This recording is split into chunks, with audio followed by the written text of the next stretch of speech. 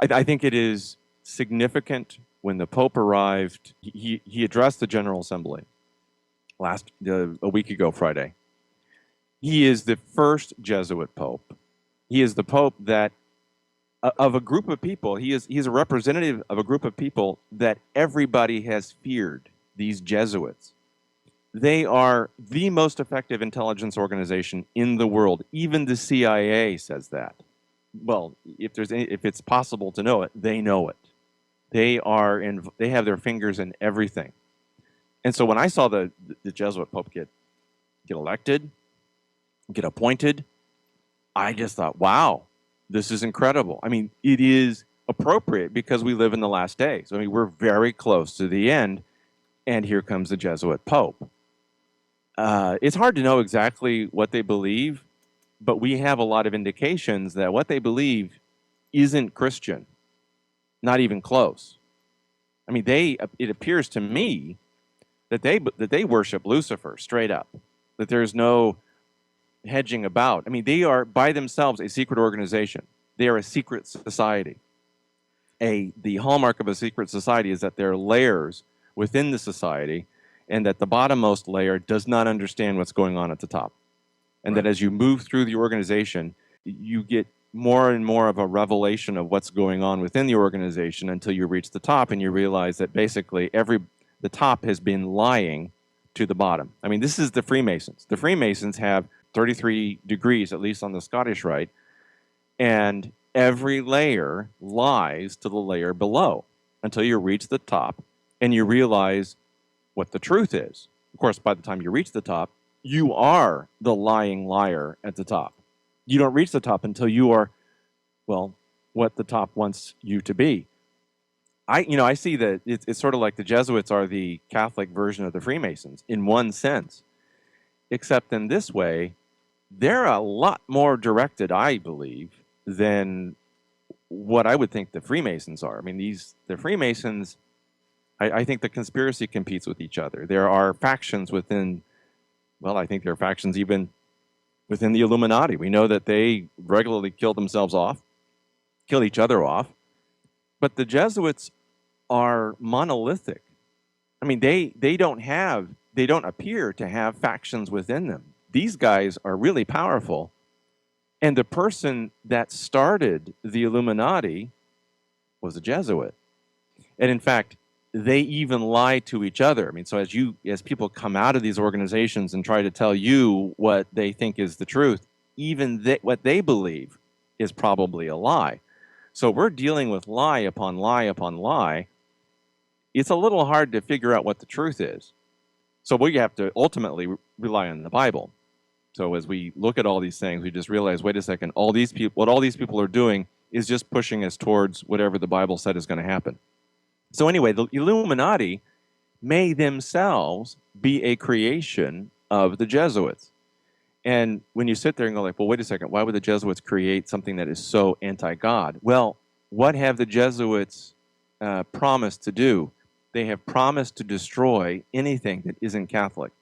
And one of the ways you do that is that you create factions within the opposition. You split and you fracture.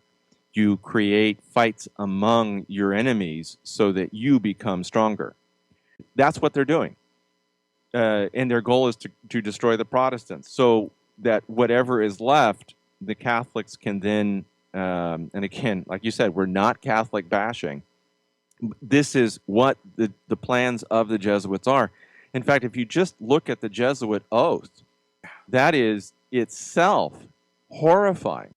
At the beginning, and it says, when a Jesuit of minor rank is to be elevated to command, he is conducted into the chapel of the convent of the order, where there are only 3 others present, the principal or superior standing in front of the altar. On either side stands a monk, one of whom holds a banner of yellow and white, which are the papal colors, and the other a black banner with a dagger and red cross above a skull and crossbones, with the word INRI, I-N-R-I, and below them the words Iustum necar reges impius, the meaning of which is, it is just to exterminate or annihilate impious or heretical kings, governments, or rulers. On the floor is a red cross at which the postulant or candidate kneels. The superior hands him a small black crucifix, which he takes in his left hand and presses it to his heart.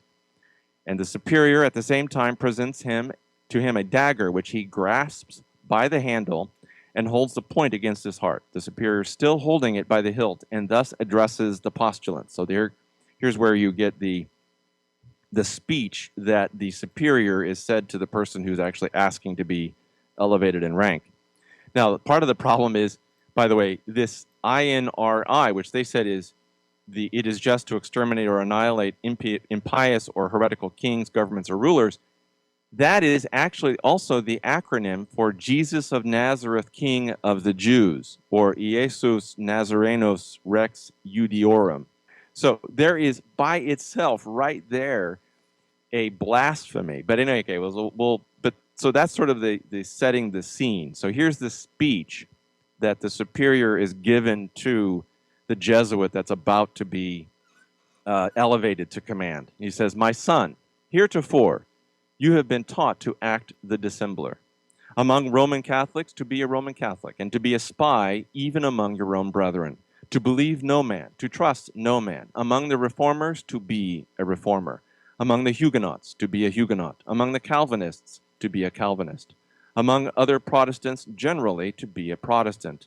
And obtaining their confidence, to seek even to preach from their pulpits, and to denounce with all the vehemence in your nature our holy religion and the Pope. And even to descend so low as to become a Jew among Jews, that you might be enabled to gather together all information for the benefit of your order as a faithful soldier of the Pope.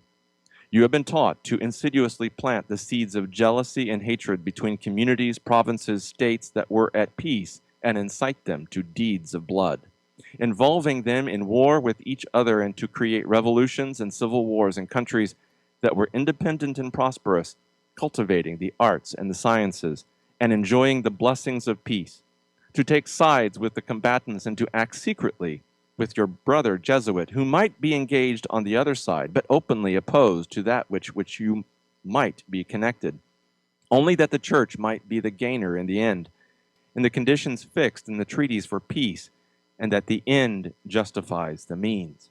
You have been taught your duty as a spy to gather all statistics, facts, and information in your power from every source, to ingratiate yourself into the confidence of the family circle of Protestants and heretics of every class and character, as well as that of the merchant, the banker, the lawyer, among the schools and universities and parliaments and legislatures, and the judiciaries and councils of state, and to be all things to all men for the Pope's sake, whose servants we are unto death."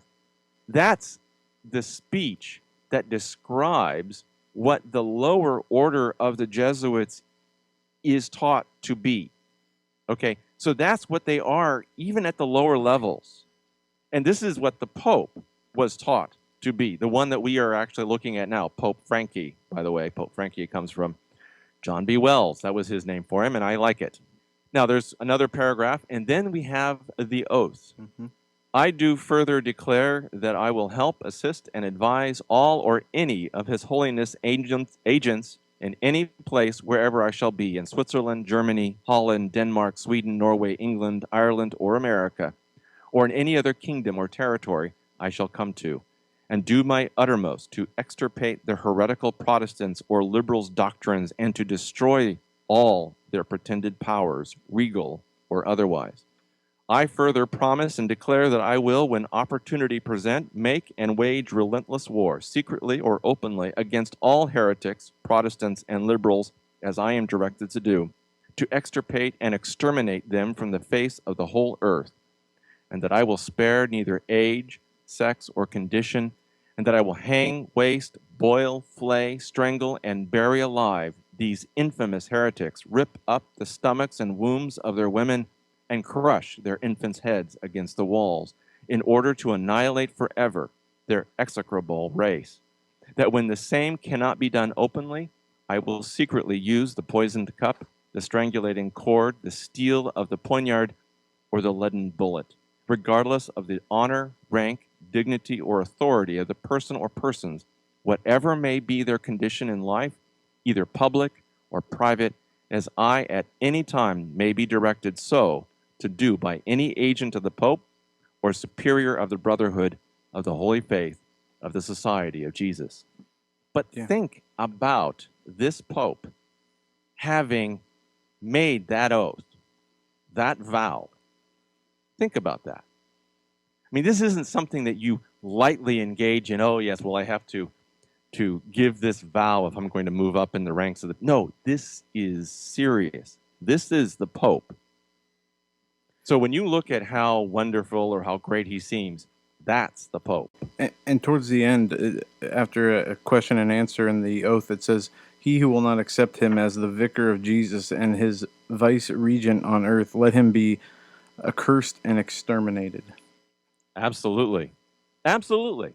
Which means basically, Joe, Doug, everybody listening, me, we've got a death sentence on us by the Pope.